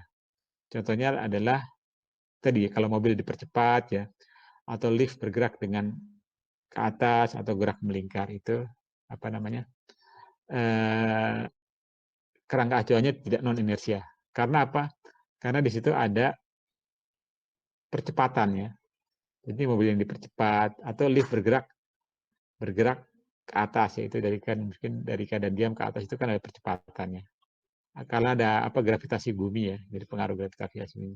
Atau gerak melingkar ya. Gerak melingkar itu walaupun gerak melingkar beraturan, itu tetap ada percepatannya tadi kan, yang sebelumnya kita bahas. Itu percepatan radial ya. Percepatan radial kan ini. Percepatan radial itu walaupun geraknya beraturan, ya, melingkar beraturan, tetap ada percepatan, namanya percepatan radial atau sentripetal ya. Kemudian gimana cara kita, tadi kan si Newton bilang kecenderungan benda untuk mempertahankan keadaannya, kalau dia diam ingin tetap diam, kalau bergerak dia tetap bergerak, disebut dengan inersia. Nah sekarang gimana cara mengukur inersianya itu? Gimana cara mengukur inersia? Nah, si Newton bilang dia menggunakan istilah massa. Jadi massa digunakan untuk mengukur inersia suatu benda. Ya. Makin besar massa suatu benda yang dimiliki suatu benda, makin sulit mengubah keadaan geraknya. Ya. Atau inersinya makin besar ya. Jadi misalkan menggerakkannya dari keadaan diam. Jadi makin besar massanya, makin sulit menggerakkan benda dalam keadaan diam. Atau menghentikannya waktu sedang bergerak ya. Jadi makin besar massanya, makin sulit menghentikan benda yang sedang bergerak. Atau merubah arah gerak suatu benda ya pada lintasannya. Keluar dari lintasan lurusnya. Jadi kalau ada benda lagi bergerak dengan lintasan lurus, terus kita mau mengubah arahnya ya, makin besar massa benda itu, makin sulit kita mengubah lintasan bendanya ya. Kira-kira itu. Nah ini hukum Newton pertamanya nanti dinyatakan dengan mungkin dengan satu kalimat ya, dengan itu. Jika tidak ada gaya yang bekerja pada sebuah benda, maka benda akan tetap diam, atau jika sedang bergerak, benda akan tetap bergerak dengan laju konstan sepanjang garis lurus. Nah terus yang jadi pertanyaan selanjutnya oleh si Newton adalah, apa yang akan terjadi jika sebuah benda diberikan sebuah gaya? Nah, tadi kan ini kalau tidak ada gaya yang bekerja pada sebuah benda ya. Biasanya ini nanti hukum Newton pertamanya dinyatakan dengan apa? F ya, atau sigma F sama dengan 0 ya. 0. Tapi itu pertanyaan keduanya, gimana kalau bendanya diberikan sebuah gaya? Artinya F-nya tidak sama dengan 0. Apa yang akan terjadi gitu ya? Nah, itu kan pertanyaan keduanya. Nah si Newton menjawab bahwa kalau sigma F-nya tidak sama dengan 0, maka kecepatannya akan ada perubahan kecepatan. Kecepatannya akan berubah ya. Akan ada perubahan pada kecepatan benda. Nah, perubahan kecepatan itu artinya apa? Perubahan kecepatan kan ini, perubahan kecepatan kan adalah ini ya, percepatan ya. Jadi maka dari situ dia menyatakan bahwa gaya atau resistensi gaya akan menyebabkan percepatan ya. Jadi kalau ada gaya yang diberikan benda, pasti akan menyebabkan percepatan gitu ya, gitu. Nah, ternyata juga percepatan itu bergantung pada massa benda ya. Massa benda ya. Misalkan gayanya yang diberikan sama ya. Satu gaya misalkan katakanlah 1000 Newton. Nah, pada masanya katakan 10 kg, maka kan gaya yang diberikan akan menghasilkan menyebabkan suatu percepatan pada benda ya.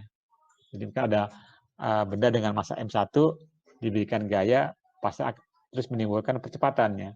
Tapi kalau massanya bukan M1, katakanlah M2, katakanlah lebih berat gitu, pasti percepatannya akan berubah ya. Mungkin percepatannya akan dengan gaya yang sama ya, percepatannya akan lebih kecil. Atau kalau gayanya lebih ringan ya percepatannya akan lebih besar ya. Gitu ya. Jadi itu ada hubungan katanya, hubungan antara gaya, massa, dan percepatan.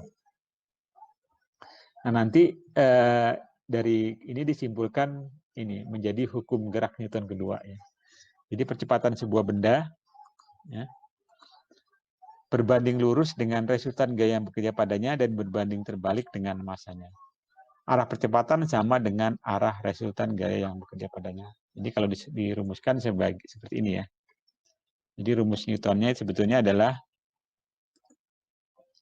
A sama dengan ya sigma F dibagi dengan ini ya. Rumus ini. A sama dengan sigma F dibagi dengan itu ya. Bagi dengan M. Jadi sebenarnya ini ya. Tapi sebenarnya biasanya kita bentuk umumnya ini ya. Sigma F sama dengan A. Atau ini sigmanya kadang nggak disebut. Jadi secara aljabar F sama dengan M kali A gitu ya. Massa dikalikan dengan percepatan. Nah, dari sini, dari berdasarkan rumus ini ya, nah itu hukum Newton kedua itu menghubungkan antara deskripsi gerak dan penyebabnya, yaitu gaya. Kalau yang tadi yang di kinematika kan nggak ada ya. Jadi dalam kinematika kan rumusnya apa? Misalkan X sama dengan V0T plus setengah AT kuadrat atau VT kuadrat sama. Itu tidak ada tidak ada penyebab dari si gaya, penyebab dari benda bergerak ya. Kalau di sini di dinamika khusus di persamaan Newton kedua, dia bisa menggambarkan ya atau mendeskripsikan hubungan antara gerak benda dengan penyebabnya yaitu gaya. Jadi dari sini ini penyebab benda bergerak itu F-nya ya.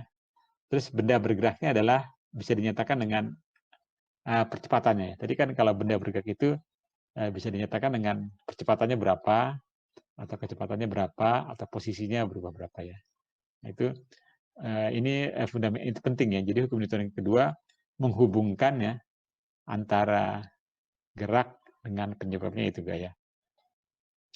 Nah ini dari sini kita bisa definisikan bahwa gaya menjadi sebuah aksi yang bisa mempercepat sebuah benda ya. Nanti satuan gaya adalah Newton. Nah ini mungkin ada contohnya. Misalkan ada perkirakan resultan gaya yang diberikan untuk mempercepat sebuah mobil 5 meter per second yang memiliki massa 1000 kg. Ini tinggal masukkan rumusnya ya. F sama dengan M kali A. Nanti dapatnya adalah 5000 Newton. Terus ini misalkan ada berapa gaya yang diperlukan untuk dapat menghentikan mobil dengan massa 1500 yang memiliki kecepatan 72 km per jam dalam jarak 50. Nah ini kalau soal ini kan gabungan dari kinematika dan dinamika ya. Jadi kita harus hitungin dulu jawabannya. Oh, ini menggunakan persamaan gerak lurus berubah beraturan, VT sama dengan VT kuadrat sama dengan V kuadrat plus 2AX ya. Jadi kita dapat A-nya ini min 4 meter per second kuadrat. Nanti A-nya dimasukkan ke dalam rumus yang ini ya. Nanti dapatlah gayanya min 6000 Newton gitu ya. Nah ini ada misalkan seorang anak mendorong kotak pada bidang rata bersalju atau ya katakanlah si ininya licin ya, permukaannya licin ya. Apakah gaya yang diberikan lebih kecil ketika anak tersebut mendorong atau menarik kotak? Sama, Pak. Sama. Oh, oke, sama. Ada lagi? Mungkin kan kalau sehari-hari coba ya. Kalau ada benda ya, mungkin ada yang jawab sama nih ya. Jadi kalau ada benda misalkan ya, bendanya berat gitu, cukup berat, kita lebih enak yang mana ya, atau lebih ringan yang mana? Kita mendorong bendanya, atau bendanya itu kita tarik. Nah, gitu. Kira-kira lebih enak, lebih ringan yang mana? Gayanya lebih besar yang mana ya? Atau lebih kecil yang mana? Kan kalau gayanya lebih kecil artinya kita nariknya lebih enak ya. Mungkin temannya jawab sama ya. Ada yang lain? Ini narik dorongnya gini ya. Jadi mungkin kira-kira membentuk sudut theta. Kalau narik juga ada sudutnya gitu ya.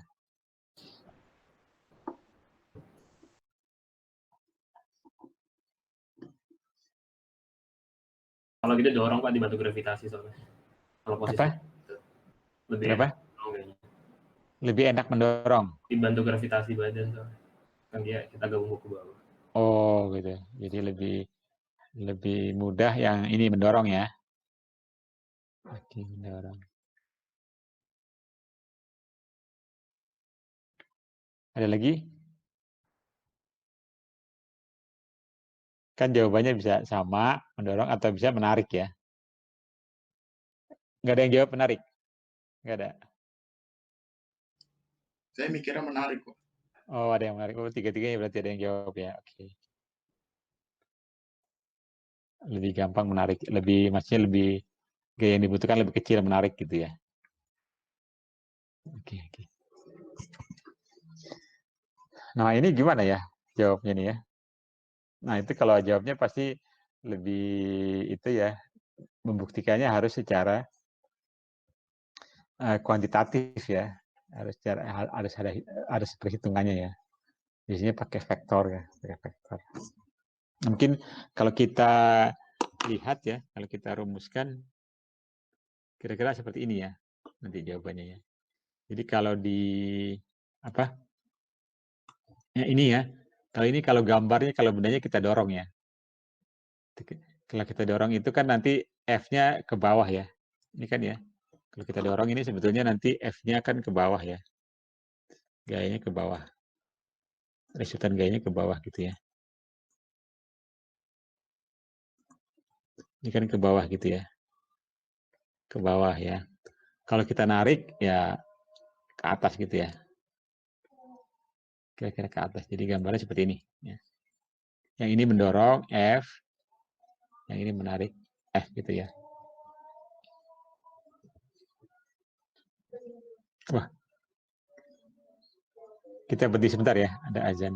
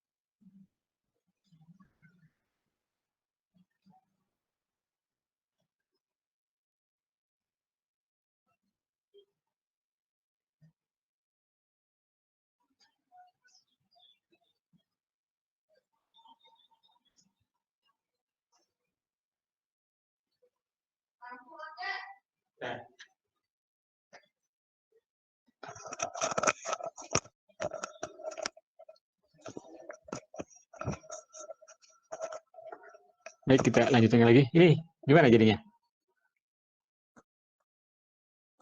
Jadi kalau yang ini ya itu ya, didorong, ini ditarik ya. Nah, kalau didorong ya, nanti ini kan ada gayanya sini ya, sorry. Ada gayanya nih, gaya apa namanya? Kalau kita proyeksi nanti ininya gaya di sini. Ini adalah F sin theta ya. Jadi gaya gerak ke sana ya. Nanti di sini ada F cos theta gitu ya. F cos theta. Nah, nanti kan kalau arah sumbu Y ya. Sumbu Y berarti sigma F sama dengan 0. Jadi sebetulnya N gaya normal ke atas ya. Itu dikurang gaya beratnya mg. Biasanya gitu. Nah, nanti ada lagi gaya satu ini lagi tadi. Min F cos theta sama dengan 0 ya. Maka N-nya adalah mg plus F cos theta.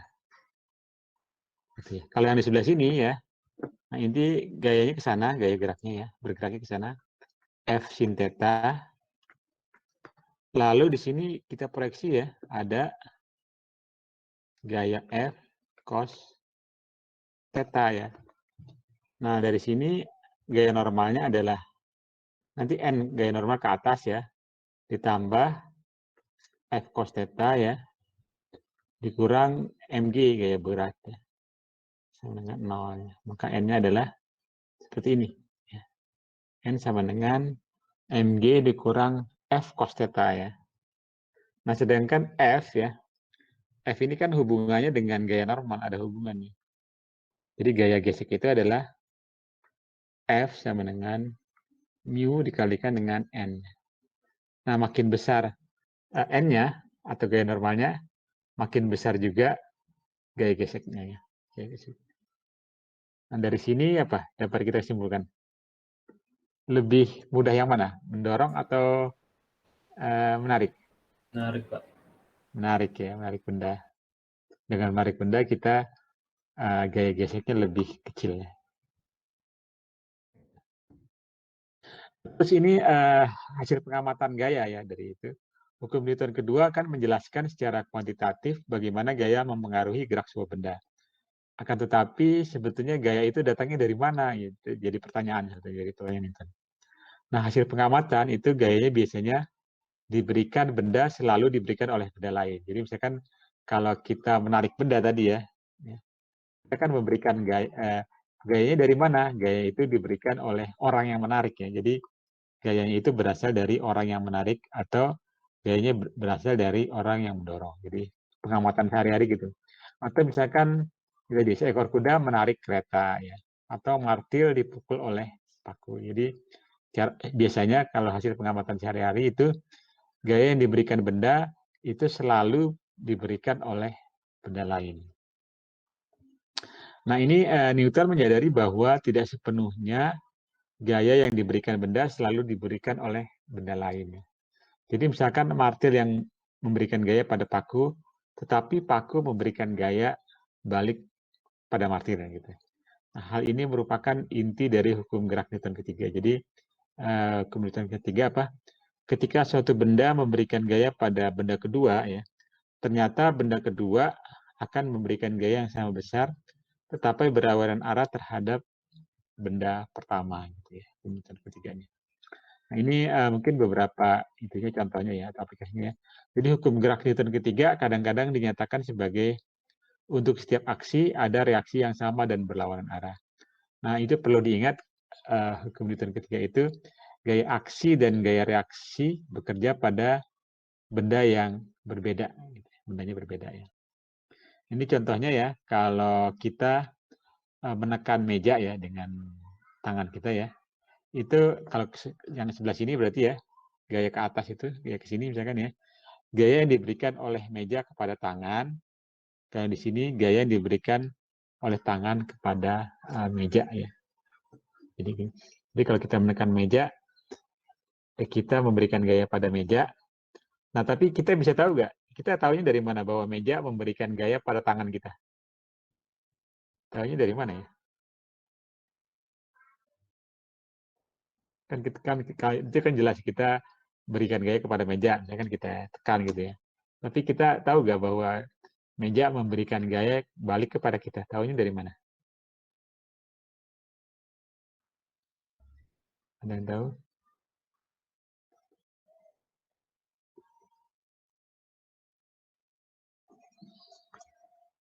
Soalnya diam, Pak, tangannya bergerak lagi. Tangannya jadi apa? Mungkin kalau ini ya tangannya jadi mungkin kita terasa sakit misalkan ya, tangan kita terasa sakit. Makin besar kita memberikan gaya pada meja, makin kita merasakan tangan kita sakit gitu misalkan. Itu artinya ada gaya balik yang diberikan oleh meja kepada kita gitu kata si Newton ya. Terus ada lagi nih misalkan ketika seorang pemain seluncur es mendorong palang besi di dinding ya. Misalkan dia terus palang tersebut mendorong balik dan gaya ini menyebabkan pemain bergerak menjauh ke belakang gitu. Jadi ini misalkan kayak apa namanya? Jadi orang ini misalkan mendorong dinding ya, maka dinding akan mendorong orang ini mendorong balik gitu ya. Jadi orangnya jadi ke belakang. Itu juga bukti bahwa ada hukum ketiga berlaku gitu katanya ya. Atau ada juga misalkan pada peluncuran roket ya. Jadi pada pandangan umum tentang peluncuran roket adalah bahwa roket dipercepat karena gas yang keluar dari mesin mendorong tanah atau atmosfer. Hal ini sebenarnya tidak benar ya. Jadi yang terjadi adalah roket memberikan gaya yang besar pada gas sehingga gasnya keluar dan gas tersebut memberikan gaya yang sama dan berlawanan arah pada roket. Jadi biasanya gitu. Atau misalkan bagaimana kita berjalan ya. Jadi kita berjalan dengan mendorong lantai dengan kaki. Lantai kemudian memberikan gaya balik yang sama dan berlawan arah sehingga kita bisa berjalan maju gitu ya. Itu. Nah, mungkin ini ada kasus ya, kasus lagi ya. Jadi ada asisten Michelangelo diberi tugas untuk memindahkan sebongkah batu pualam dengan menggunakan kereta. Terus kemudian dia ingat hukum Newton ketiga ya. Terus dia bilang gini, jika saya memberikan gaya ke depan pada kereta, maka kereta akan memberikan gaya yang sama dan berlawan arah ke belakang. Terus jadi bagaimana saya bisa menggerakkannya, kata si asisten Michelangelo-nya ya. Tidak peduli seberapa kuat saya menarik, gaya reaksi ke belakang selalu sama dengan gaya ke depan saya, sehingga resultan gaya pasti 0. Saya tidak akan pernah bisa memindahkan batu pualam itu. Nah, itu kata si asistennya Michelangelo kan disuruh itu ya. Nah, kira-kira gimana nih penjelasannya? Mungkin ini coba kamu itu ya cari penjelasannya ya. Yang ini sama yang kemarin tuh kayaknya belum kan ya. Dan yang tadi itu yang ini ya. Yang apa nih? Sorry. Oh, yang tadi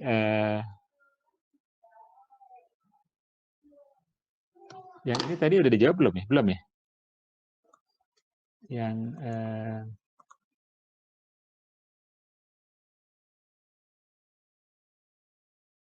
ini tadi udah belum?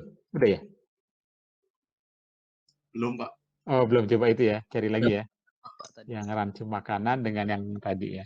Coba nanti minggu depan coba di itu. Terus mungkin minggu depan ada kuis ya. Biasanya itu kuis bersama gitu ya. Kuis bersama ini kuis bersama ya. Jadi yang buat bukan saya nggak tahu juga soalnya ya. Tapi ini ada materi yang lain ya, mungkin nanti bisa saya ingin ke emas ya. Jadi ini misalkan ini sama sih, mungkin ini lebih itu ya.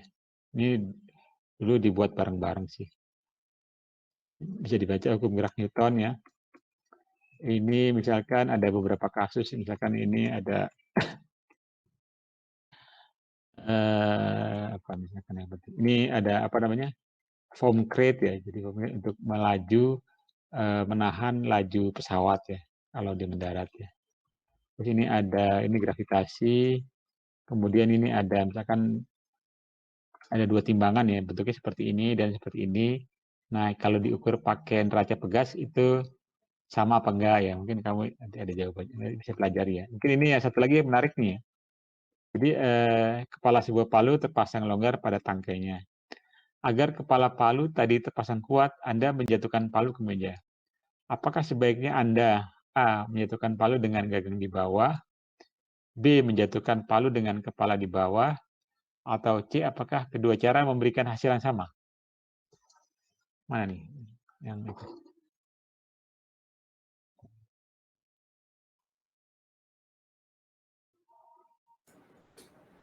Yang A, B, atau C? Yang C ya, Pak. Yang C. ada bagusnya di bawah, logamnya di bawah. Oh, ada yang kalau logamnya di bawah berarti B. Oh, ada yang C sama aja gitu ya. Ada yang B, yang ininya berarti yang ininya di bawah ya. Gitu ya. Oke.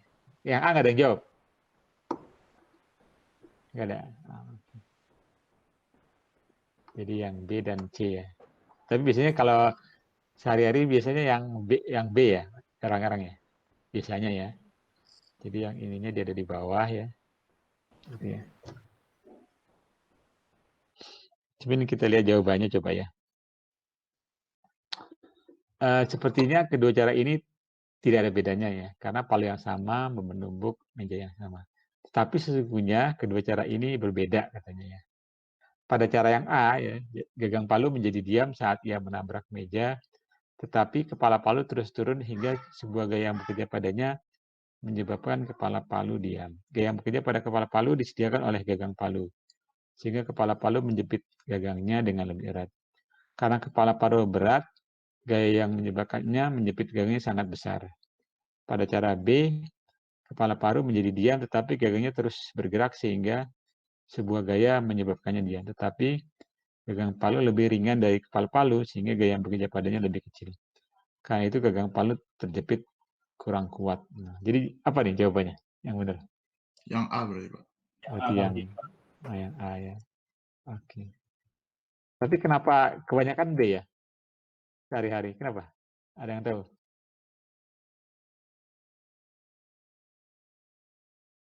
Enggak ya. Mungkin dari kelas sebelah katanya, B itu bukan karena itunya. Biasanya lebih aman katanya sih. Iya, Pak. Nggak tahu ya. Kalau yang A Kalau- kan mungkin kena itunya ya katanya dia. Kalau kelempar kena besinya, Pak. Oh gitu ya. Oke. Benar. Terus ini ada lagi misalkan kasus ya. Ada dua benda ya. Nomor satu ya lebih besar dari nomor 2 ya. Dan beratnya pasti lebih besar ya. Nah itu kalau kita mau memindahkan benda, mau dorong benda, kita enaknya yang mana ya? Apakah kita mau pakai cara yang ini ya? Jadi yang lebih kecil di depan, misalkan di depan kita, yang lebih besar di belakang kita dorong ya. Jadi lebih atau sebaliknya, kita dorongnya yang lebih besar dari depan kita, di belakangnya ada yang lebih kecil. Gitu. Atau dua-duanya sama aja caranya gitu. Yang mana yang benar?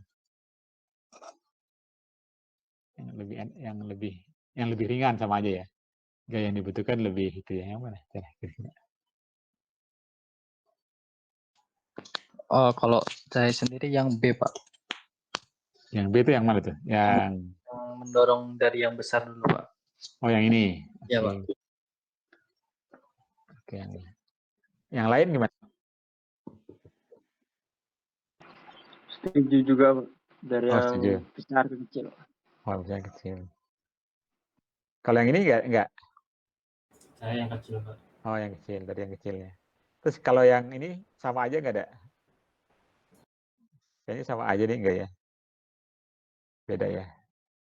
Mungkin bagusnya sih dipraktekin ya. Jadi tahu riranya ya. Tapi coba ini kita lihat jawabannya ya.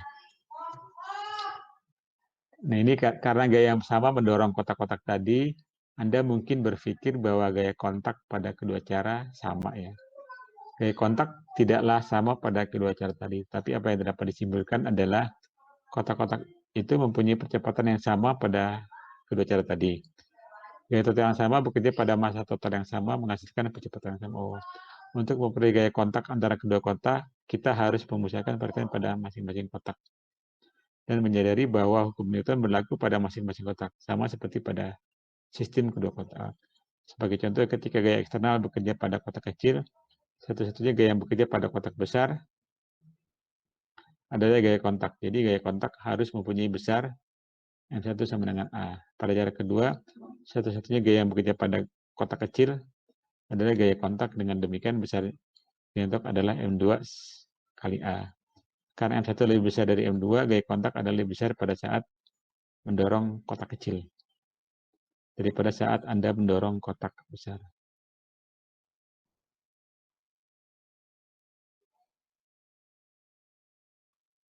Oke.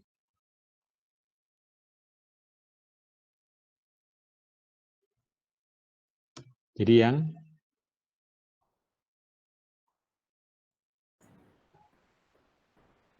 bingung ya?